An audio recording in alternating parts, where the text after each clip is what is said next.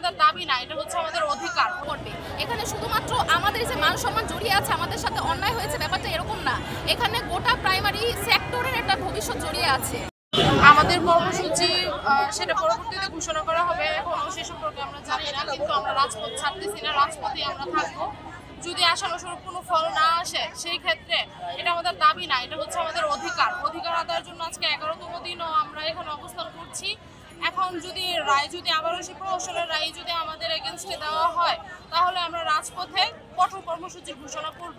সেটা হচ্ছে আদালতের রায় সাপেক্ষে আমরা তখন সেটা ঘোষণা করব, কিন্তু সেই কর্মসূচি খুবই কঠোর কর্মসূচি হবে।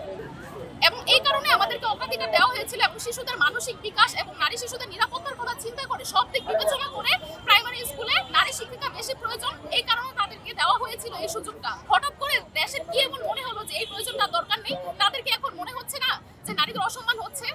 আমাদের কর্মসূচি হচ্ছে লাগাতার আন্দোলন, যতদিন না পর্যন্ত আমাদের যোগদান হবে ততদিন আমরা রাজপথে।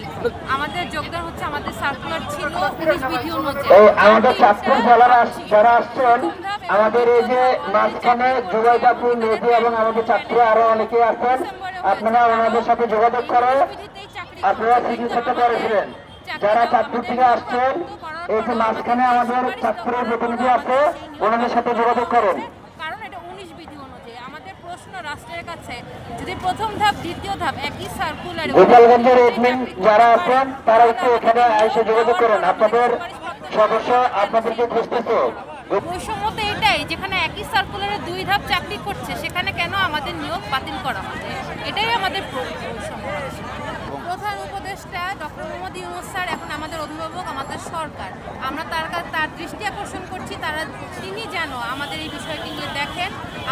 আমরা যারা নিয়োগপ্রাপ্ত সুপারিশপ্রাপ্ত শিক্ষক ছিলাম, তাদের এই বাতিল করার রায় নিয়ে তিনি যেন ভাবেন, তিনি যেন আমাদের এটার একটা যৌক্তিক সমাধান দেন, খুব তাড়াতাড়ি যেন একটা যৌক্তিক সমাধান দেন।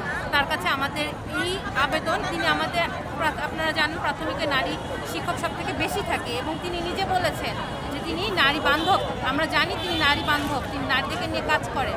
সেখানে আমরা চাই আমাদের এই প্রাথমিক নারীদের দিকে তিনি দৃষ্টি